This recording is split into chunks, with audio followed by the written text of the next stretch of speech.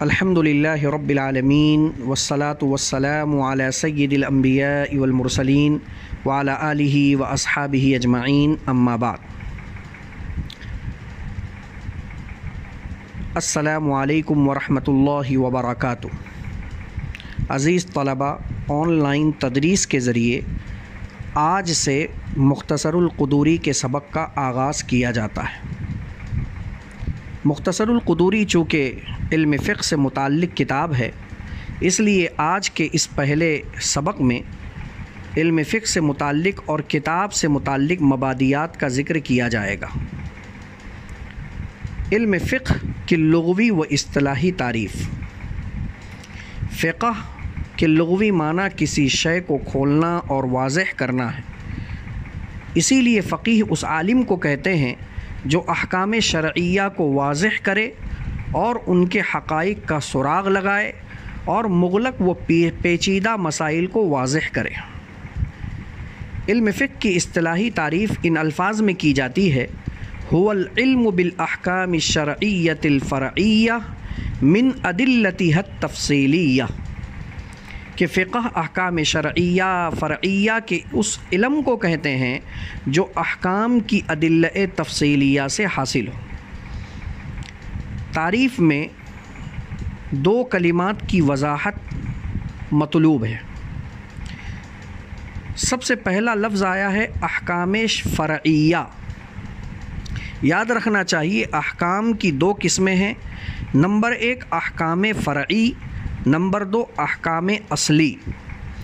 احکام اصلی ان احکام کو کہا جاتا ہے جن کا تعلق عقائد سے ہو، اور احکام فرعی ان احکام کو کہا جاتا ہے جن کا تعلق انسان کے عمل سے ہو۔ تعریف میں احکام فرعیہ کا لفظ لا کر احکام اصلیہ سے احتراز ہے، یعنی قدوری میں عقائد سے متعلق مسائل نہیں ذکر کیے جائیں گے، بلکہ احکام فرعی یعنی انسان کے عمل و فعل سے متعلق احکام ذکر کیے جائیں گے۔ دوسرا لفظ آیا ہے ادلہ تفصیلیہ۔ ادلہ تفصیلیہ سے کیا مراد ہے؟ تو آپ اصول الشاسی کے ابتدا ہی میں پڑھیں گے کہ دلائل چار ہیں: کتاب اللہ، سنت، اجماع، قیاس۔ وہی چاروں دلائل ادلہ تفصیلیہ سے مراد ہے، یعنی علم فقہ میں جو بھی احکام بیان کیے جاتے ہیں وہ انہی چاروں دلائل سے مستنبط کر کے، مستخرج کر کے بیان کیے جاتے ہیں۔ ان چاروں سے ہٹ کر کوئی بھی مسئلہ ذکر نہیں کیا جاتا ہے۔ معلوم یہ ہوا کہ ہر مسئلے کے تحت ان چاروں دلائل میں سے کسی نہ کسی دلیل کا ذکر ضرور ہوتا ہے۔ نمبر 2 پر ہے علم فقہ کا موضوع۔ مکلف یعنی عاقل بالغ آدمی کا فعل و عمل ہے، جسے آسان الفاظ میں آپ کہہ سکتے ہیں افعال المکلفین، یعنی انسان کے احوال و افعال سے اس علم میں بحث ہوتی ہے کہ انسان کا کون سا فعل حرام ہے، کون سا فعل حلال ہے، کون سا فعل فرض ہے، کون سا فعل واجب ہے۔ یہ ساری بحثیں یہاں کی جاتی ہیں۔ نمبر 3 پر ہے غرض و غایت۔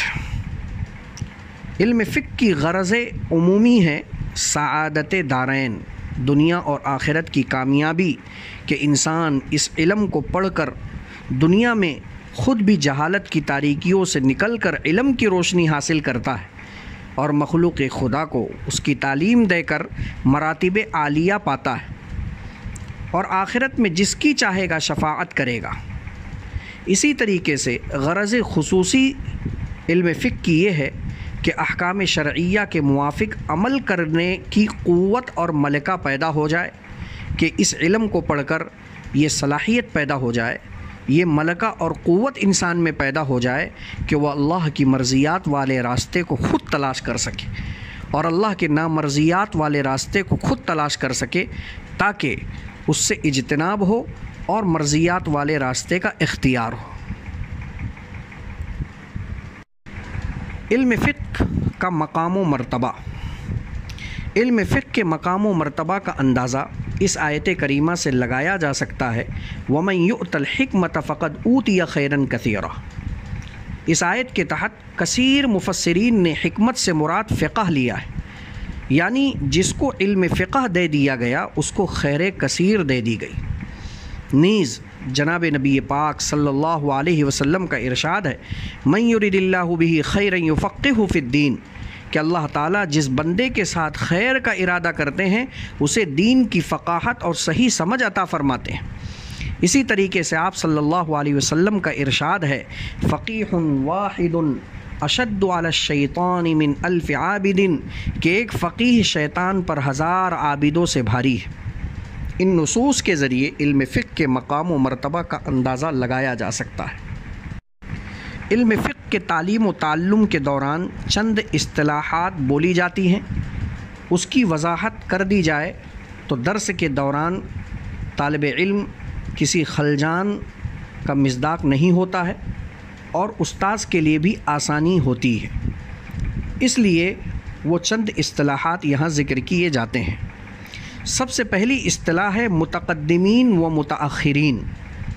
یاد رکھیں سبق میں جب متقدمین فقہا کا لفظ بولا جائے تو اس سے وہ حضرات مراد ہوتے ہیں جنہوں نے امام اعظم اور صاحبین کا زمانہ پایا اور ان سے فیض حاصل کیا ہو، اور جب متاخرین فقہا کا لفظ بولا جائے تو ان سے وہ حضرات مراد ہوتے ہیں جنہوں نے ائمہ ثلاثہ سے فیض حاصل نہ کیا ہو اور ان کا زمانہ نہ پایا ہو۔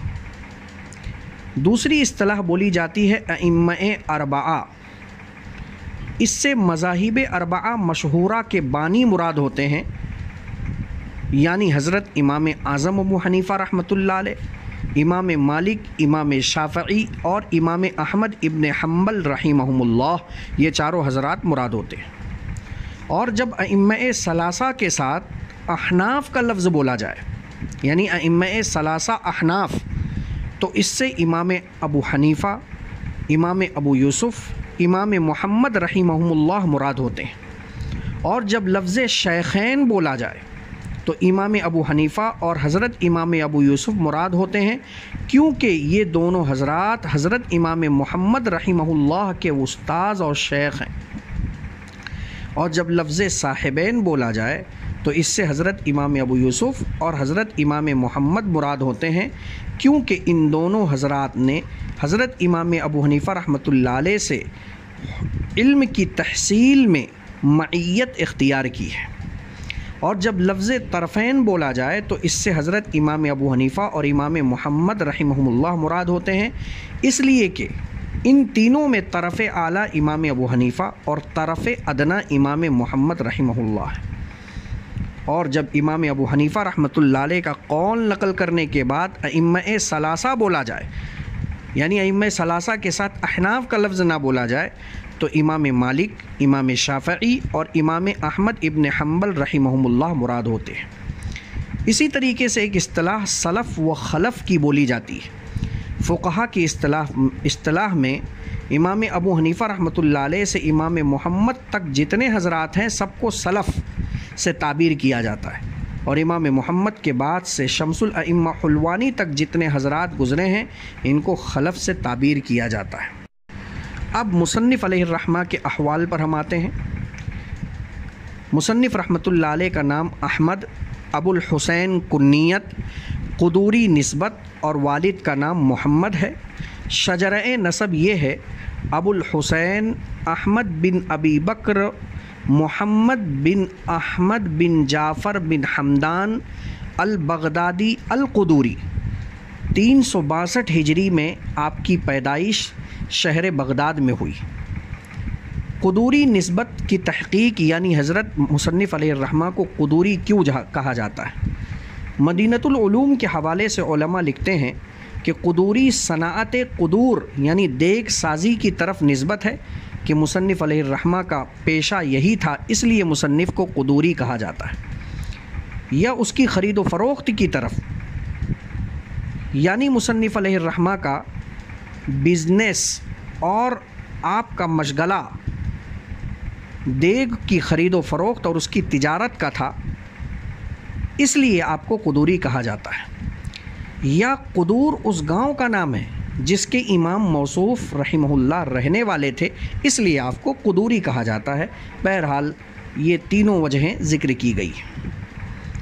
حضرت امام قدوری رحمہ اللہ نے علم فقہ اور علم حدیث رکن الاسلام ابو عبداللہ محمد بن یحییٰ بن مہدی الجرجانی سے حاصل کیا، جو حضرت امام ابو بکر احمد جساس کے شاگرد ہیں۔ اس سے آپ کے اساتذہ کرام کا مقام و مرتبہ کا بھی اندازہ لگایا جا سکتا ہے کہ حضرت کے اساتذہ کتنے اولو العلم تھے۔ امام قدوری کی توثیق کرتے ہوئے خطیب بغدادی فرماتے ہیں کہ میں نے آپ سے حدیث لکھی ہے، آپ صدوق تھے اور حدیث کی روایت کم کرتے تھے۔ علامہ سمعانی جیسا جبال علم فرماتے ہیں آپ فقیہ اور صدوق تھے، آپ کی وجہ سے عراق میں مذہب حنفیہ کمال پر پہنچی اور آپ کی بڑی قدر و منزلت ہوئی۔ آپ کی تحریر میں بڑی دلکش ہوا کرتی تھی، آپ کی تقریر اور تحریر بڑی دلکش ہوا کرتی تھی، آپ ہمیشہ تلاوت فرمایا کرتے تھے۔ مصنف علیہ الرحمہ کی وفات شہر بغداد میں 66 سال کی عمر میں بروز اتوار سن 428 ہجری میں ہوئی۔ آپ کی تصانیف میں شاندار تصنیف تجرید ہے جو 7 جلدوں پر مشتمل ہے۔ اس میں اصحاب حنفیہ و شافعیہ کے مسائل خلاف پر محققانہ بحث کی گئی ہے۔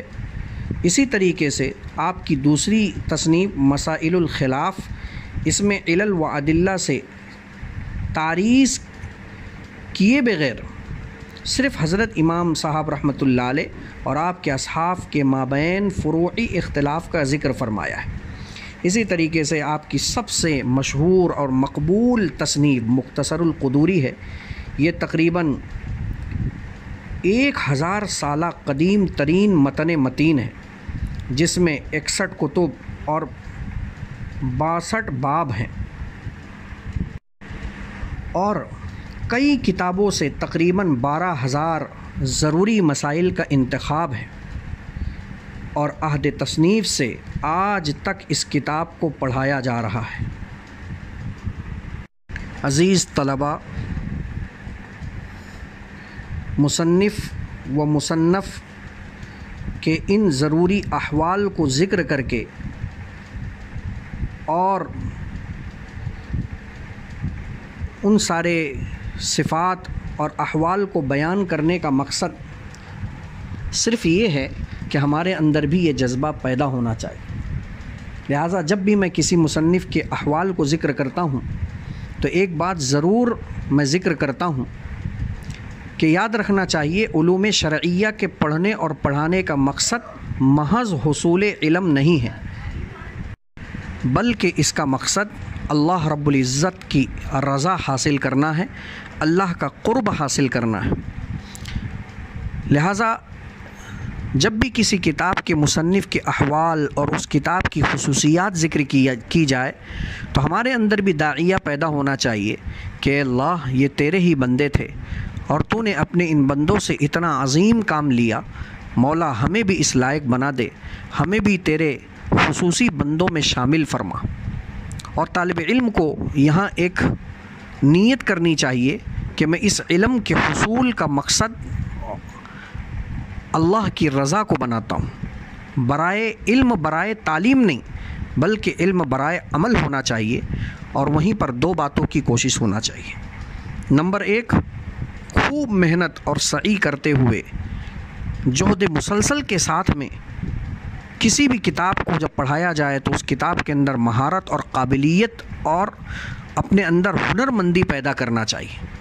اور دوسرے نمبر پر جب آپ قابل بن جائیں، جب آپ اس میں ماہر بن جائیں تو اپنے علم پر اترانے کے بجائے، تکبر کرنے کے بجائے اللہ رب العزت کی ذات کی طرف رجوع کرنا چاہیے، اپنے اندر تواضع اور للہیت پیدا کرنا چاہیے۔ یہ 2 صفات اگر طالب علم پیدا کر لے تو انشاءاللہ یہ علم اسے دنیا میں بھی فائدہ دے گا اور آخرت میں بھی فائدہ دے گا۔